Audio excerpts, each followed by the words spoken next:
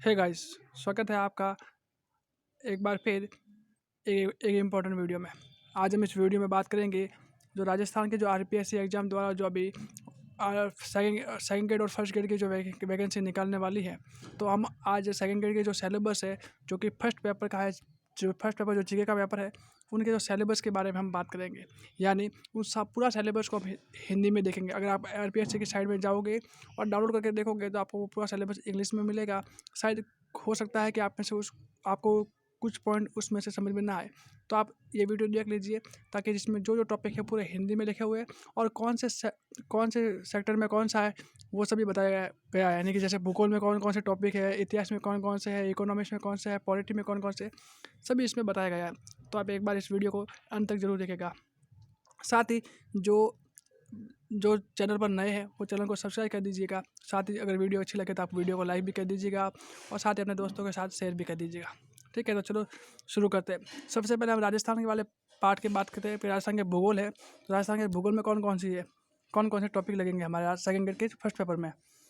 तो पहला है उसकी जो स्थिति विस्तार है, दूसरा जलवायु, तीसरा अफवाह क्षेत्र है, चौथा है जो चौथा है वनस्पति, पांचवा कृषि, पशुधन, खनिज, उद्योग, जनसंख्या जनसंख्या वृद्धि, साक्षरता, लिंगानुपात, मुख्य पर्यटन स्थल और विकास कार्यक्रम। अगर आपको उसको फटाफट लगे तो आप इस वीडियो को पॉज करके देख लीजिएगा और सारे टॉपिक अपने नोटबुक में उतार दीजिएगा, ताकि आपको बार बार ऐसे गुमराना ना पड़े। ठीक है। सेकंड में है आपके पास कि राजस्थान की जो प्राचीन सभ्यता और संस्कृति है, उनमें से आपको कुल मिला के 4 चीज़ें हैं। यानी एक तो कालीबंगा सभ्यता है, दूसरी आहट सभ्यता है, तीसरी गणेशवर और चौथा है जो बैरक सभ्यता है, वो आपको पढ़नी है। ठीक है। नेक्स्ट आपके पास है कि अगला टॉपिक इसमें दिया हुआ है कि राजस्थान की जो इतिहास है, इतिहास में कौन कौन से टॉपिक है। तो वो है कि 8 से लगाकर 18वीं सदी तक जो गुर्जर प्रतिहार है, इसमें आपको वो पढ़ने हैं। अजमेर के चौहान है वो पढ़ने हैं। साथ ही जो मेवाड़, रणथंभौर और जालोर के जो दिल्ली के सल्तनत के साथ जो संबंध है वो आपको पढ़ने होंगे। नेक्स्ट आपके पास है कि अगला आपके पास कि राजपूत जो मुगल संबंध में आपको पढ़ना, राणा सांगा, महाराणा प्रताप, महाराणा राज सिंह, मानसिंह प्रथम, रावचंद्र सेन और महाराजा राय सिंह, ये टॉपिक आपको पढ़ने हैं। साथ ही इसके साथ ही जो इतिहास है, तो इतिहास में जो और टॉपिक भी है, जैसे जो आंदोलन है उसके बारे में, यानी जो किसान आंदोलन है, जनजातीय आंदोलन है, प्रजामंडल आंदोलन है, वो पढ़ने हैं। साथ ही राजस्थान का जो एकीकरण है, वो एकीकरण भी आपको पढ़ना है।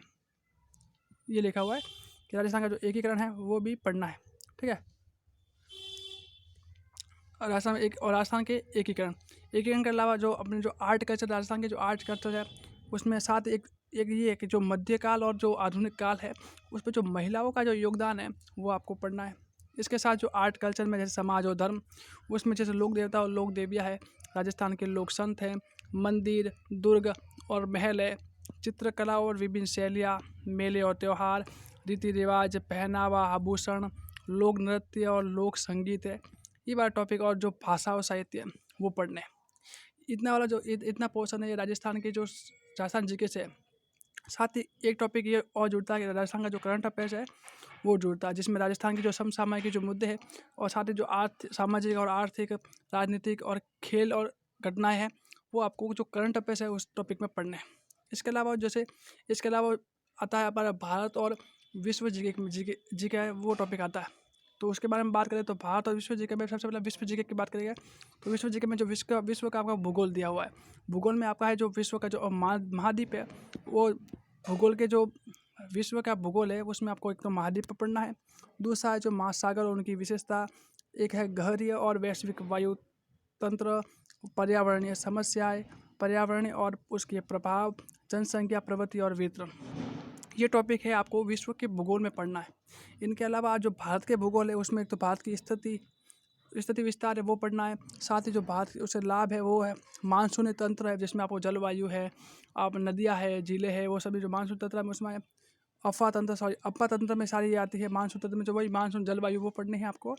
अगला है जो उद्योग और कृषि में हो रही परिवर्तन है वो आपको पढ़ना है।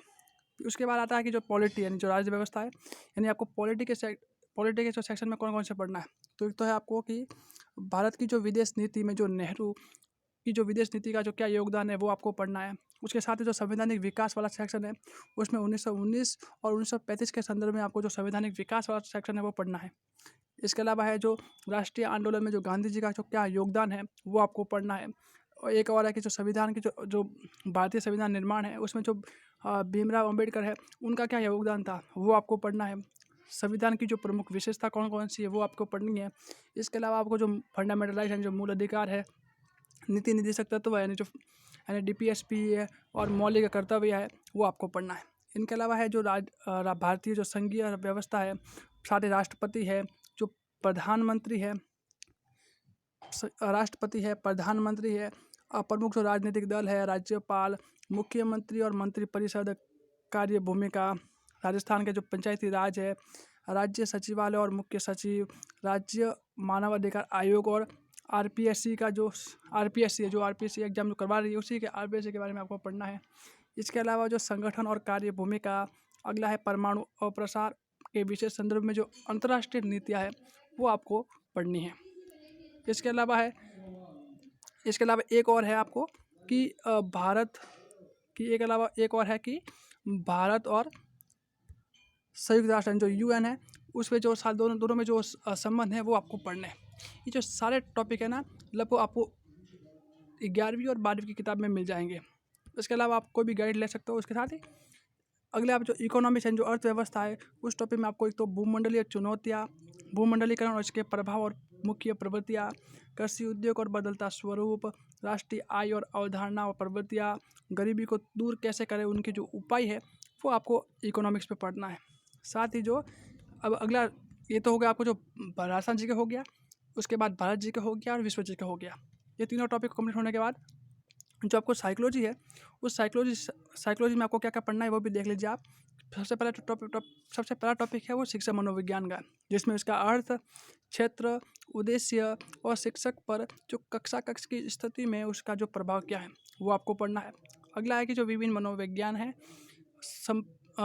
संप्रदाय, जो मनोविज्ञान के जो संप्रदाय हैं और उनकी शिक्षा में क्या योगदान है वो आपको पढ़ना है।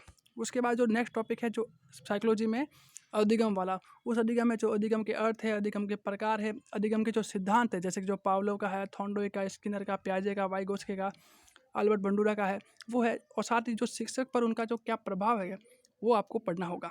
इनके अलावा जो अधिगम हस्तांतरण है, जो शून्य है, धनात्मक है, ऋणात्मक है, वो आपको पढ़ना है।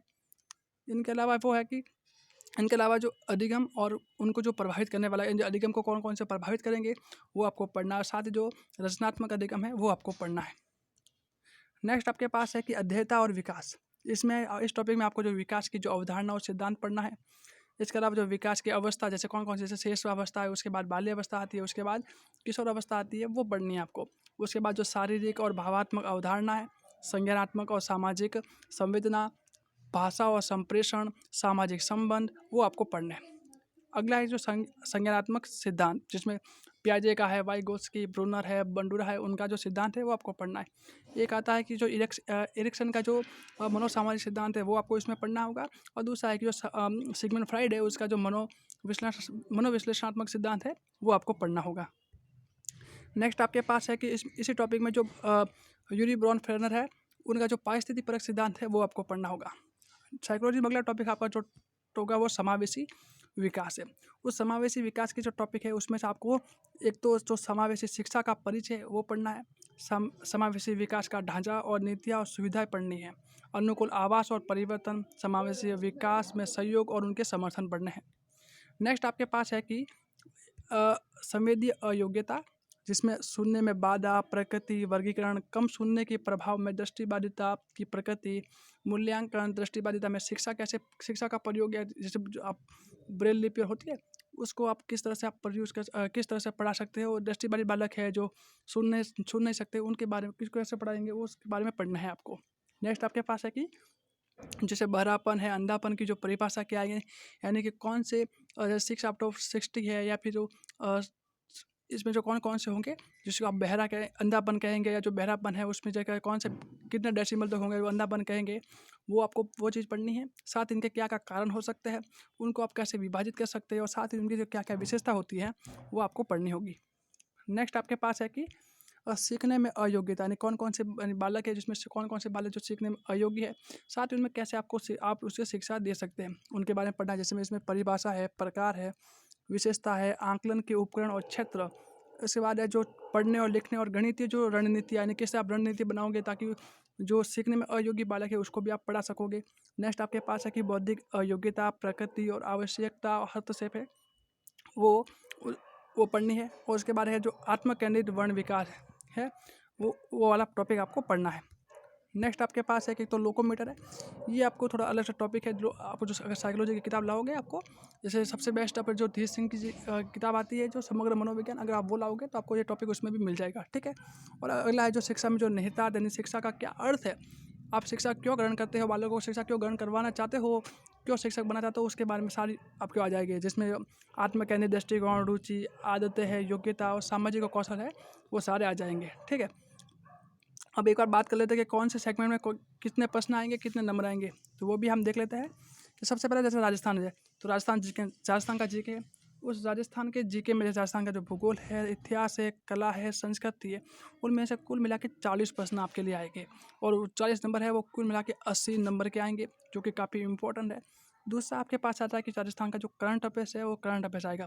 करंट अफेयर्स में आपको कुल मिला के 10 प्रश्न दिखेंगे, वो जो कि 20 नंबर के होंगे। नेक्स्ट आपके पास है कि जो भारत और विश्व का जीके, जिसमें हमने बात किया जो भूगोल है, पॉलिटी है, अर्थव्यवस्था है, इकोनॉमी से सारी बात की थी। उनमें जो वो भारत और विश्व जीके मिला के 30 प्रश्न आएंगे, जिसमें से 60 नंबर के होंगे। और अगला है मनोविज्ञान, जो कि 20 प्रश्न आएंगे और 40 अंकों के होंगे। यानी कुल मिला के आपको 100 नंबर का पेपर होगा, और 100 नंबर के जो प्रश्न होंगे, यानी कुल मिला के 100 प्रश्न होंगे, और 200 आपके कुल मिला के नंबर होंगे, ठीक है। तो आपको ये वीडियो कैसा लगा उसके बारे में आप कमेंट सेक्शन में बताइएगा। साथ ही जो नए हैं आप इस चैनल को सब्सक्राइब जरूर कीजिएगा, ताकि और साथ ही जो आप सेकेंड ग्रेड में जो फर्स्ट पेपर है, और साथ ही जो अन्य जो सब्जेक्ट है, उनमें आपको कौन कौन सी बुक बेस्ट रहेगी उसके बारे में आपको मैं जल्दी से बताऊंगा।